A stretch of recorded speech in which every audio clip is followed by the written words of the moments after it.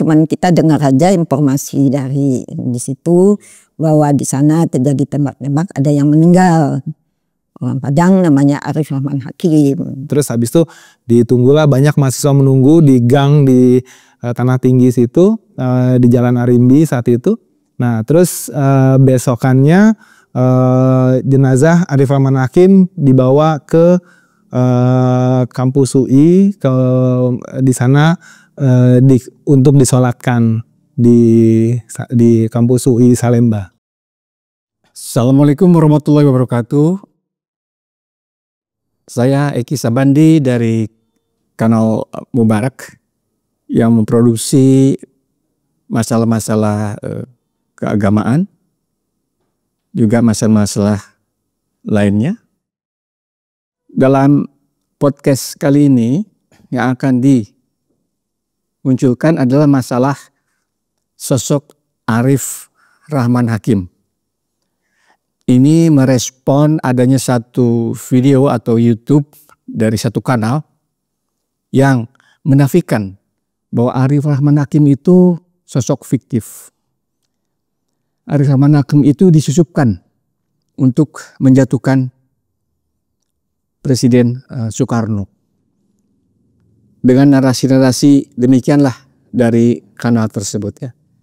Ini seharus disclaimer dulu bahwa channel Mubarak ini adalah diproduksi oleh Jemaat Ahmadiyah Indonesia, khususnya di Bandung, dan sengaja membuat podcast ini untuk memberikan klarifikasi atas video tersebut ya. Kenapa? Karena Arif Rahman Hakim itulah seorang pemuda Ahmadiyah. Ya. Di sini telah hadir Profesor Nurbaiti. Beliau ini adalah adik dari Arif Rahman Hakim. Lebih tepatnya lagi kalau boleh dikatakan bahwa ayahanda Arif Rahman Hakim itu namanya Haji Sair, Ibu ya? Iya, Haji Sair. Haji Sair, dan ibundanya namanya Ibu Hakimah ya. Beliau keluarga besar, lebih kurang 11 anak ya, 9 putri, 2 putra. Nah, salah satu putranya itu bernama Arif Rahman Hakim. Dan di sebelahnya lagi adalah keponakan dari Arif Rahman Hakim ya. Namanya adalah Pak Aryudi ya, begitu. Jadi dalam kesempatan ini saya akan berbincang, Bu. Ya. Boleh Ibu ceritakan latar belakang keluarga Haji Sair dan Ibu Hakimah sampai dengan Arif Rahman Hakim sendiri dan dari Ibu. Baik. Assalamualaikum warahmatullahi wabarakatuh. Saya adalah adiknya Arif Rahman Hakim. Ya. Namanya Arif Rahman Hakim. Kemudian kami tadi sudah disebutkan bersaudara. Sebetulnya 9 yang lengkap gitu Pak ya. Yang 2-nya itu ya tinggal pada waktu kecil. Jadi yang seperti itu ada 9 orang. Kemudian pada waktu masuk waktu ke Jakarta, itu beliau setelah tamat SMP kalau nggak salah. Jadi SMP di Padang? Ya. SMA di Jakarta? SMA di Jakarta. Boleh saya tanya, maaf, SMA berapa ya? Pak Yudi boleh jawab nggak? SMA 7. SMA 7 di Jakarta. SMA 7 tahun 60-an tentu ya? Ya tahun 60-an ya. SMA 7 di Tanah Tinggi ya? Ya daerah Jakarta Pusat. Jakarta Pusat ya? Jakarta Pusat. Ya, lanjutan Bu, silakan. Ya. Jadi setelah Arif Rahman Hakim ke Jakarta ya meneruskan pendidikannya, saya tetap berada di Padang. Ya. Terus pada saat terjadinya peristiwa Arif Rahman Hakim, saya itu sudah duduk di kelas di SMA ya. Di Padang Ibu? Di Padang waktu itu. Nah, kami sebetulnya keluarga besar sudah banyak juga yang tinggal di Jakarta. Merantau ya? merantau, ya. Ya tinggalnya jadi berapa orang ya? Pak Aswir, Bu Nurmainar, siapa ini tadi? Baini, Nurhaini jauh. Satu lagi Bu apa? Yang tuh yang banyak bingung Pak. Sama Ya, nggak apa-apa. Yang Ibu ingat aja, boleh. Iya. Jadi semuanya yang di Padang yang tinggal itu cuman saya, Bu Nurbaiti, dan adik namanya Leti Hakim. Ini juga adik saya Adik yang ya? satu Oke. paling kecil. Jadi ini membuktikan bahwa ini ada saksi hidup loh. Adik dari Arif Rahman Hakim dan ini ponakannya. Jadi Arif Rahman Hakim bukan sosok yang fiktif. Itu gegabah sekali. Mengajukan tanpa bukti ya. Satu. Kedua, tadi kan dikatakan bahwa di SMA 7 Tanah Tinggi ya. Bukan Tanah Tinggi. Bukan Tanah Tinggi? SMA. Pokoknya tapi bukan di 7 Jakarta juga Pak. Pokoknya ada saya tahu tapi bukan. Lupa ya. Tapi dia alumni Jakarta ya? Alumni di Jakarta, tapi bukan di SMA 7. Ada sekolah dekat situ tuh apa namanya saya lupa. Baik. Nanti bisa dilacak lagi barangkali satu. Kemudian kedua, ketika lulus dari SMA, Arif Rahman Hakim itu kemudian daftar di Fakultas Kedokteran UI. Ya, dokteran. Itu angkatan tahun berapa? Pak Ardi bisa dibantu nggak? Lebih kurang lah. Lebih kurang angkatan tahunnya tahun 1961 ya. Angkatan 1961 di Fakultas Kedokteran. Fakultas Kedokteran. Oke. Yang saya pahami, yang saya baca juga bahwa sebetulnya Arif Rahman Hakim tuh nggak termasuk kelompok aktivis ya, kelompok pergerakan ya. Bukan. Betul. Ya, betul. Beliau tidak aktif pergerakan, tetapi apa yang menjadi pembeda? Silakan Ardi. Jadi kalau waktu itu kan saya sempat mewawancara juga, kebetulan saya sedikit membuat tulisan bagaimana Om Arif Rahman Hakim itu waktu mulai kisah hidupnya. Dan waktu itu saya tanya ke Ibu Nurmainar, ke kakak Arif Rahman Hakim yang langsung, sama ke adik Arif Rahman Hakim di bawahnya yang langsung. Nah, jadi penjelasannya kebetulan memang Om Arif Rahman almarhum itu, Om Arif Rahman Hakim almarhum itu dekat dengan Ibu Nurmainar. Jadi dulu itu karena saking dekatnya mereka tuh di Tanah Tinggi di rumahnya Pak almarhum Pak Ahmad Nurudin itu kalau makan sepiring berdua gitu karena memang susahnya gitu ya. Nah, sederhana sekali ya. Sangat sederhana sekali gitu kehidupannya. Bahkan waktu kuliah saja itu menurut penuturan almarhum Bu Nurmainar saat itu juga yang bercerita ke saya itu beliau itu Arif Rahman Hakim itu tidak pernah beli buku. Jadi tidak pernah beli buku atau tidak kebeli bukunya? Tidak pernah beli buku karena tidak kebeli saat itu. Karena memang pesan dari ibundanya dulu itu Ibu Hakimah bahwa anak-anak hanya bisa disekolahkan sampai SMA. Kalau kuliah silahkan cari sendiri, usaha sendiri, kurang lebih begitu ya. Ya kalau Mama ngomong begitu ya Ci ya. Ya, kena kondisi keuangan. Nah, kondisi keuangan. Jadi seperti itu. Jadi memang saat kuliah pun memang fokus untuk kuliah sehingga waktu kuliah itu dengan keterbatasan yang ada saja, alhamdulillah beliau tidak termasuk yang baik ataupun tidak pernah mengulang ataupun nilainya cukup tinggi di saat waktu kuliahnya. Jadi beliau tidak pernah beli buku. Dari mana beliau belajar tuh? Nah, beliau belajar itu menurut penuturan Ibu Nurmainar saat itu almarhum bahwa beliau kalau belajar itu selalu ke perpustakaan. Jadi selalu perpustakaan, jadi setiap pulang selesai kuliah pasti ke perpustakaan dulu, baru sore ataupun malam baru pulang.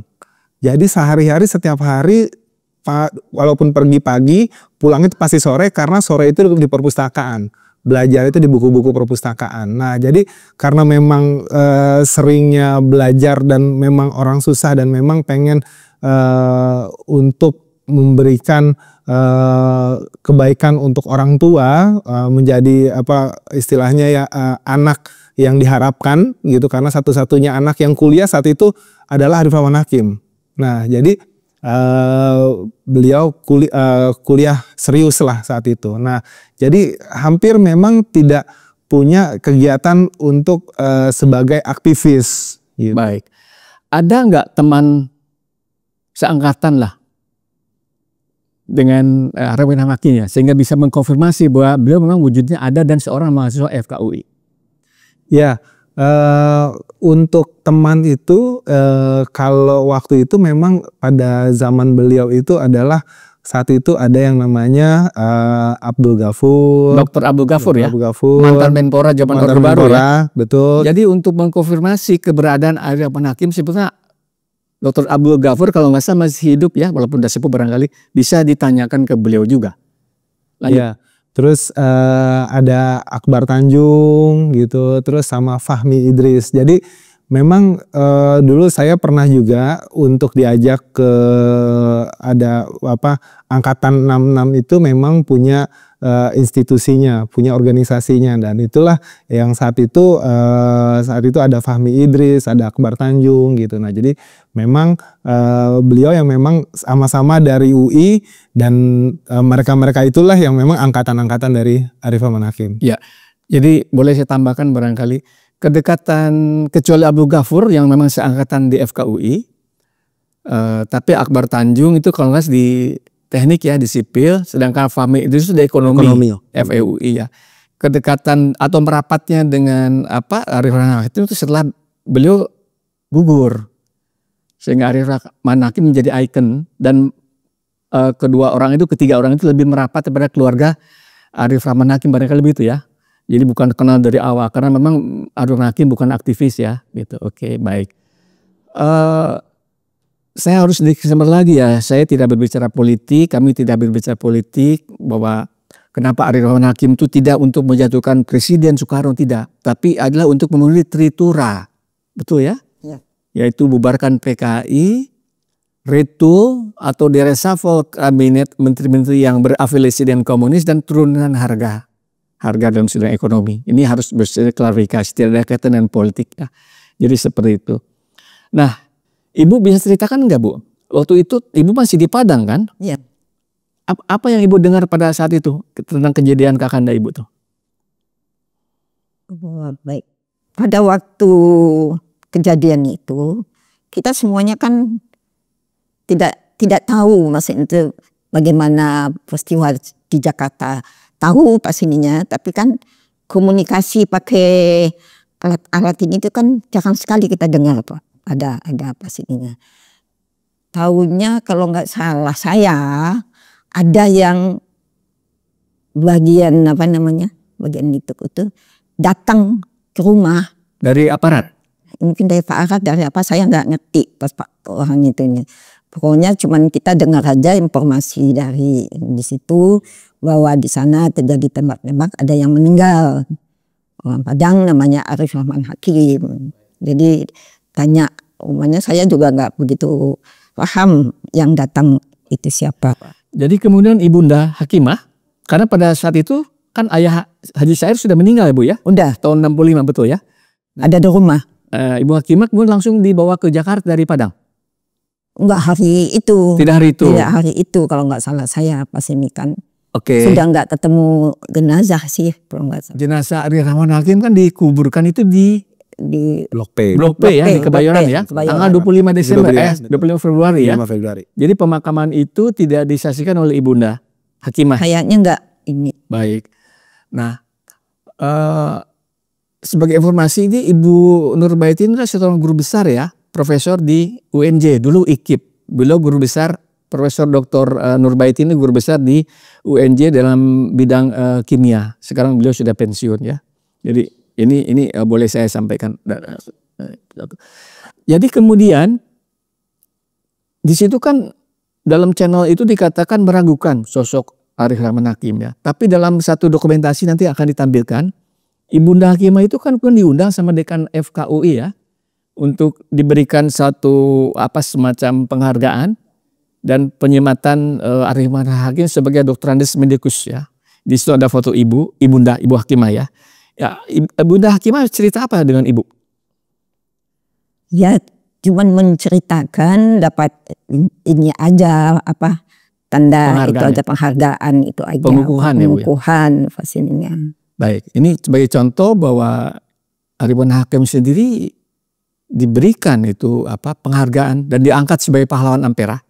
Sekarang apa masih di Blok P kuburannya? Masih. Udah nggak di Blok P. Udah Blok. Sekarang di itu kan. Oh, di sana di Tanah Kusir. Dipindahkan. Pindah ke Tanah Kusir. Dipindah ke Tanah Kusir. Semua yang masuk angkatan yang meninggal pada dia dikumpulkan di situ. Di Tanah Kusir ya. Tanah Kusir ada 5 orang ya.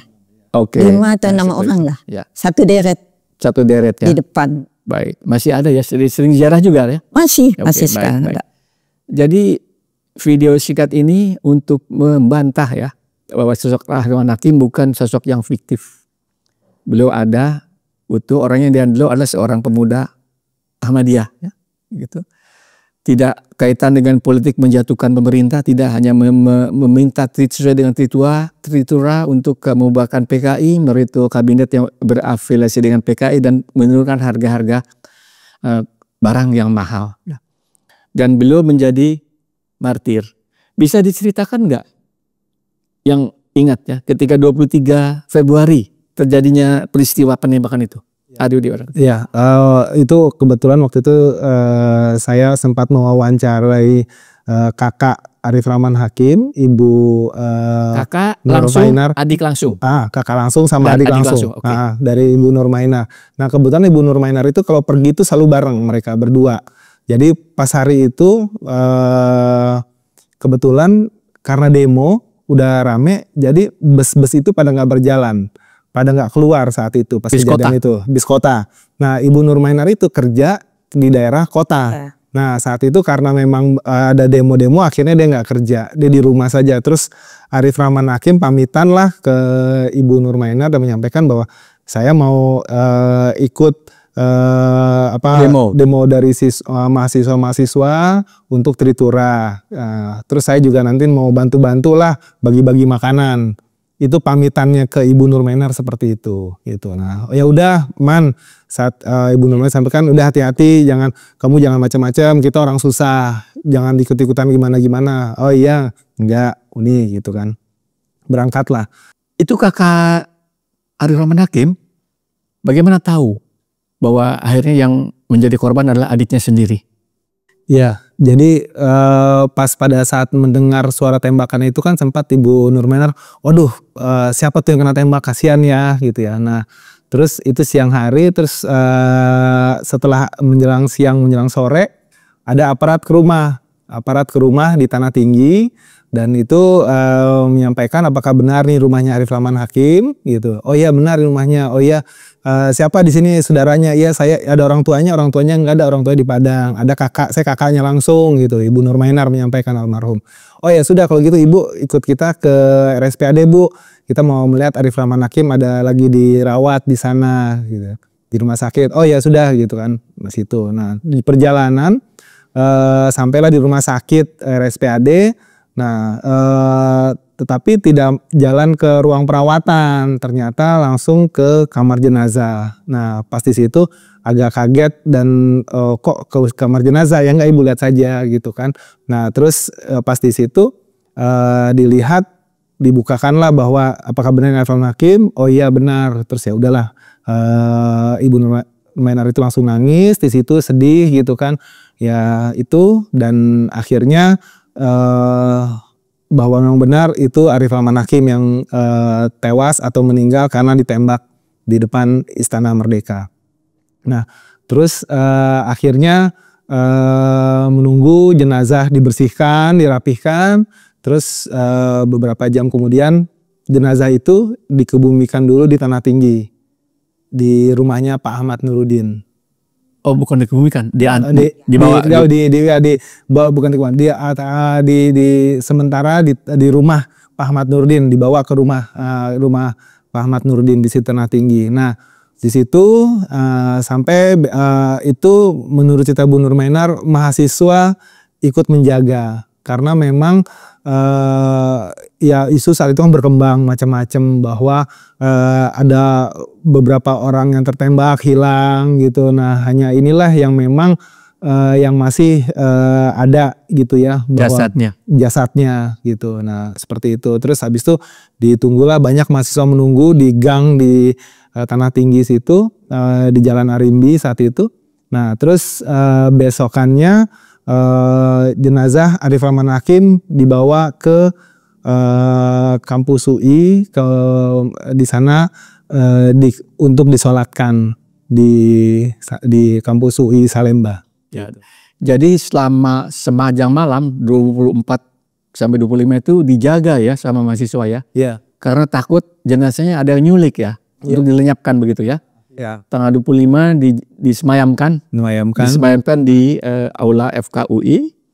Ada sedikit prosesi, nanti kita lihat gambar-gambarnya. Kemudian setelah prosesi itu langsung dimakamkan ke Blok P. Blok P antara Salemba dengan Kebayoran kan cukup jauh. Pakai apa dia? Nah saat itu dimakamkannya itu tidak ada iring-iringan mobil. Itu semua mahasiswa ikut mengantarkan jenazah itu dengan berjalan kaki dari Salemba sampai Blok P. Blok P. Iya, betul. Jalan kaki. Lepas beberapa hari kemudian kan Ibu Nur Hakimah itu dari Padang tentu ke Jakarta Bu ya. Tempo hari belum ada pesawat ya. Memakai kapal laut bukan. Katakanlah memakan waktu 3-4 hari ya, dari Teluk Bayar menuju Priok ya. Disitulah kemudian Bu Nur Hakimah diundang oleh dekan FKUI ya, untuk menerima penghargaan seperti itu ya. Nanti kita lihat dokumentasinya.